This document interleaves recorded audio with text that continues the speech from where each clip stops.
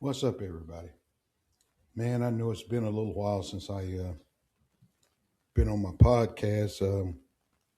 Yeah, we were working some things out, and we're getting ready to fire this thing back up. But man, I wanted to speak on the Ryan Clark situation. He was fired from ESPN, and he did his on his podcast, The Pivot. He came out and he spoke on it. And I listened to the whole podcast that he did, and I just want to say, man, I think Ryan Clark is one of the most talented analysts there is. I was shocked about some of the things that he said, and I just wanted to speak on it because I at first I was like, well, no, a lot has been said, but I'm just a regular dude, man, and a lot of high profile people have been speaking about it. So I just wanted to comment on some of the things that he said. Uh, so I'm gonna, so what I'm going to do is just play some clips of some things that he talked about, and I just got a few things that I want to say about it, and let's go, let's roll it, and hear what he has to say. And like I say, I got a few things that I would like to respond. I think the big question is, did you see it coming? Could you take us inside that moment? Yes and no. I'm upset with myself from this perspective. There were signs, but I truly thought for the first time in my life, I worked so hard at something. I was so good at something. Everybody acknowledged that that they couldn't fire me. What did you say, nigga? Acknowledged that that they couldn't fire me, that they wouldn't fire me. That Okay, so let's take a pause for a second here. Now, you heard what Ryan said, that he felt that because he did his job so well that they would never fire him. It's just hard for me to believe that someone, that has the status and charisma as a Ryan Clark would even think like that. You know, I I've worked in corporate America, and I can tell you, man, I never got to the point where I trusted that they would not fire me. And it's just hard for me to believe that Ryan even thought something like that. So as far as that part, I was very disappointed in Ryan. I was so disappointed is when I listened to the podcast, the pivot with him on there. I was so angry about, especially about when he said this, that I got a friend of mine, and we talk politics and NBA and NFL. Man, I called him and I was like, man, you got to listen to this because this is really crazy. But yeah, I mean, I was disappointed that he even thought like this. But let's continue, and he's got a lot more stuff to talk about, and we'll, you know, I'll talk about some other things that he had to say, and that a company who's going to have the Super Bowl this year, who truly wants to put their best foot forward to the entire world and have the best people talking about football, wouldn't fire, in my opinion, this is my opinion, and it seems to be the opinion of many others, the best football analyst in the world. Every time you open up your mouth, you give away your ignorance. The best football analyst in the world. I didn't think that, and that's my fault. This offseason, our piece on Monday Night Football with Greg Brooks won an award, a diversity award. And our showrunner and our director and our producer were so excited, and they was like, PR is gonna post it. And it never happened. And eventually I just posted it myself, and then PR reached out like, oh, I'm so sorry that we missed it, but the Emmys are coming up and we'll post it afterwards. You big dummy. And I just remember sending a text. So let me stop it right there. So Ryan, he began to believe the hype. Everybody was telling him, hey, man, you're the best, blah, blah, blah. There's no way in the world that they would fire you. And you got to stop listening to those people. I can guarantee you, those people that were hyping you up, I bet they still got jobs. And it was just hard for me to take that in from Ryan. And Ryan, man, I mean, the dude is super talented.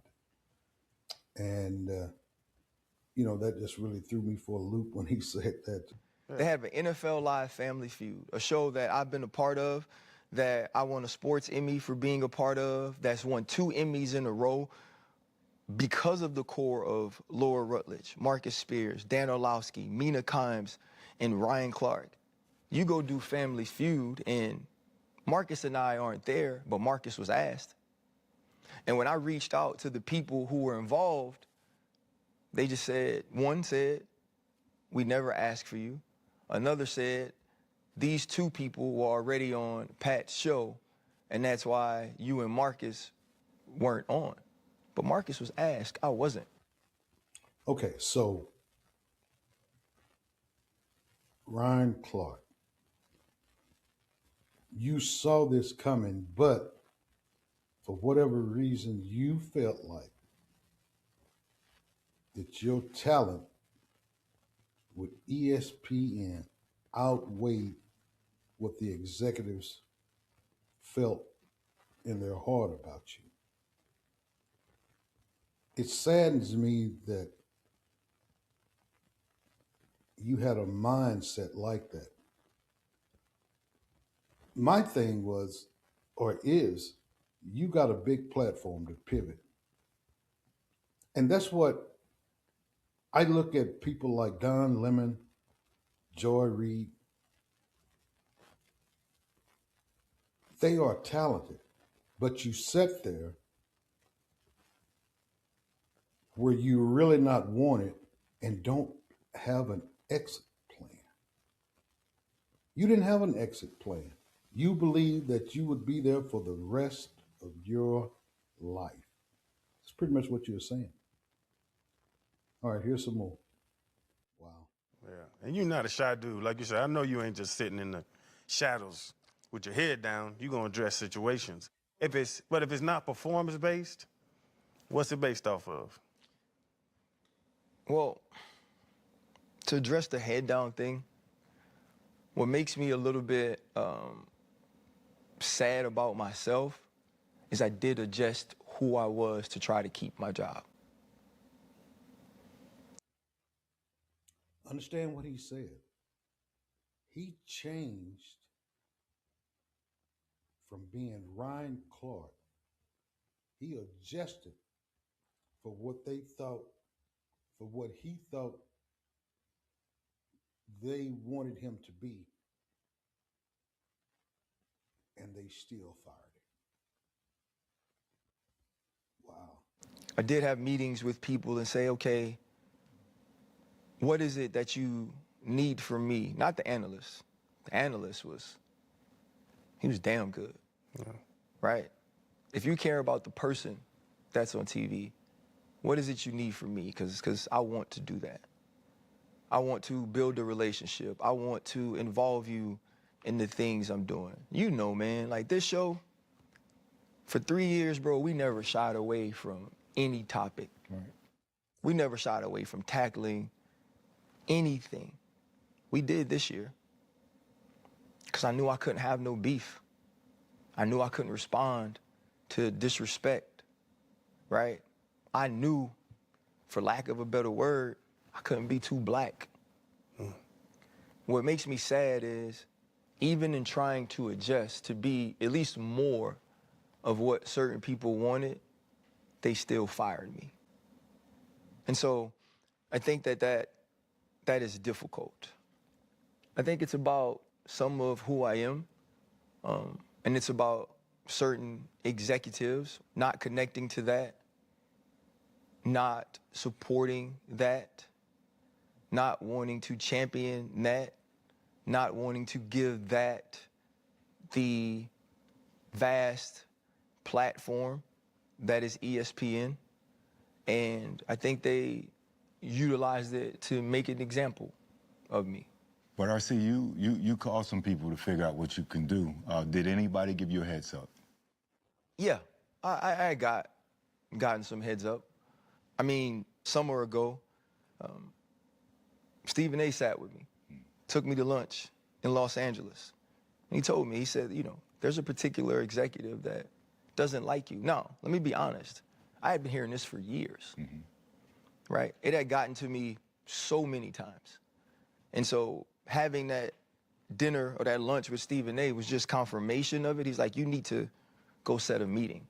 But so many times when I heard about this particular person, it was, he doesn't like you, or he's said this negatively. So I'd heard it a ton of times. And I got a call this offseason from someone within the building, and, you know, they said the way I stand up for our community is commendable, right? That they respected that in my position, I had a passion for that.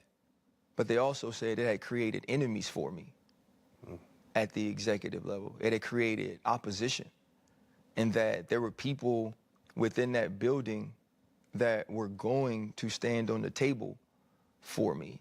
And it was such a shock because I thought to myself, in the most important year in ESPN football, you gotta stand on the table for me? Like, for me. Like, there's somebody that needs to be convinced that our NFL coverage is elevated when I'm on TV. Like, there's a person that knows football.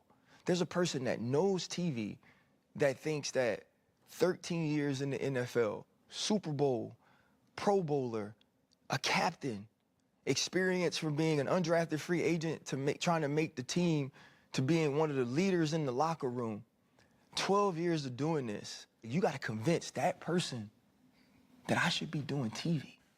Is there anything Stephen A. could have done to make this go away? No.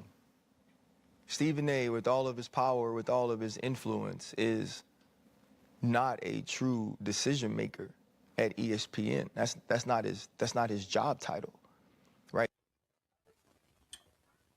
Okay. So Ryan got fired that Monday.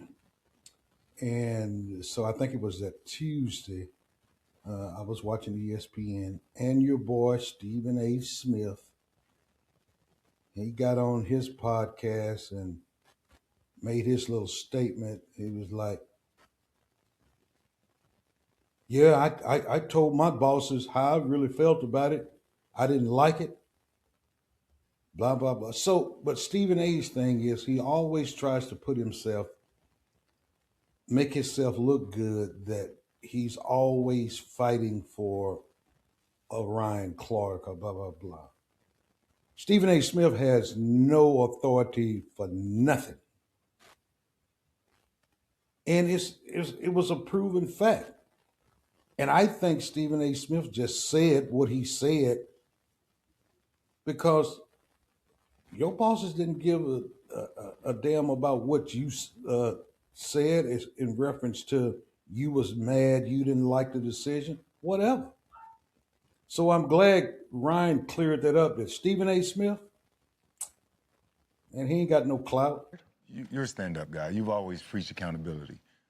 Looking back over your 11 years at ESPN, 12. 11, 12, is there anything you would do differently, or do you leave knowing that you were fully yourself, or, you know, what are your thoughts, man? It's a good question. It depends on when you ask me. You know? Like, you ask me, like, when I see people in public, like OGs and like aunties and stuff, and they tell me they proud of me, and they proud of like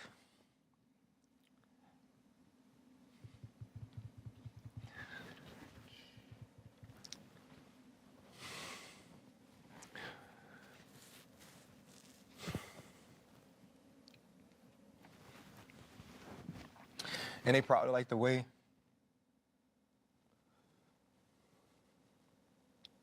I represent the community. Yeah. I wouldn't change anything.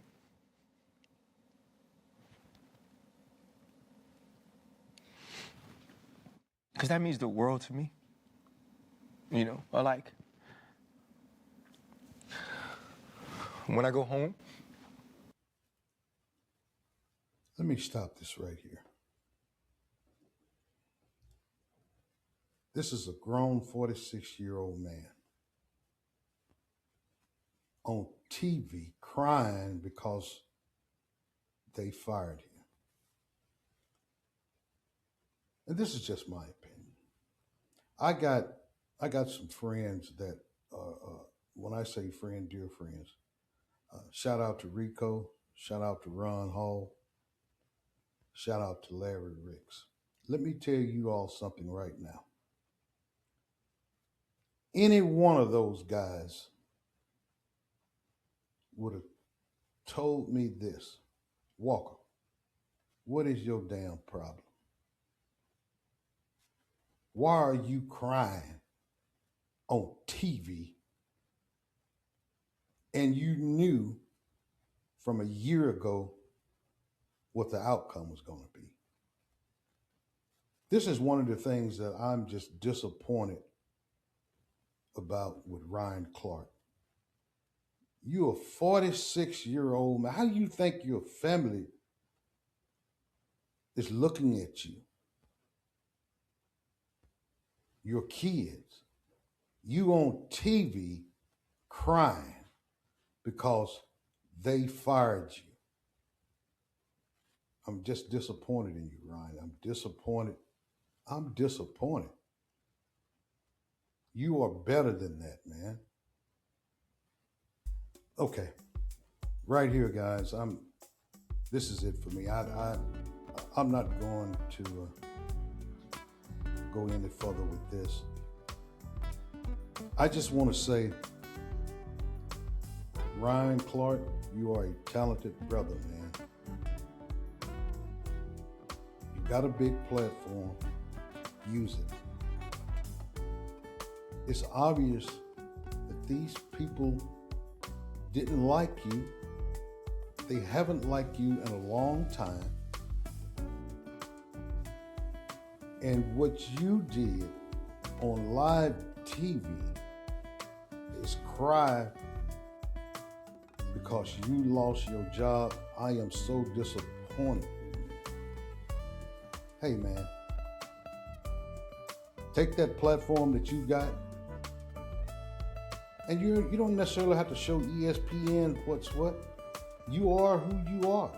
You are good at your job. Take your platform and be better. Do better. Don't worry about them. And I hope, my brother, that I never see you on TV crying again about a job that you knew you was going to lose over a year ago. So yeah, I just wanted to give my take on this because, like I say, man, Ryan is he's a talented brother, and I hated to see things like this happen. When he did his interview. But much love to you, brother. Do better. Get out there and get your thing together with your platform, and you'll be fine. So hey, again, this is Mike Walker, man, and I just wanted to share my little opinion about this, and I hope this brother, and which I know he will, he'll bounce back in a big way. And thank you all for checking out what I have to say about this, and I appreciate it. And yeah, but yeah, look for some other content coming. I got some guys that we're working on really getting this thing together. But I just wanted to come on and say something about this because, for the respect I do have for Ryan, I thought that you kind of dropped the ball, my brother. But it's all good. Until next time, man. Thanks.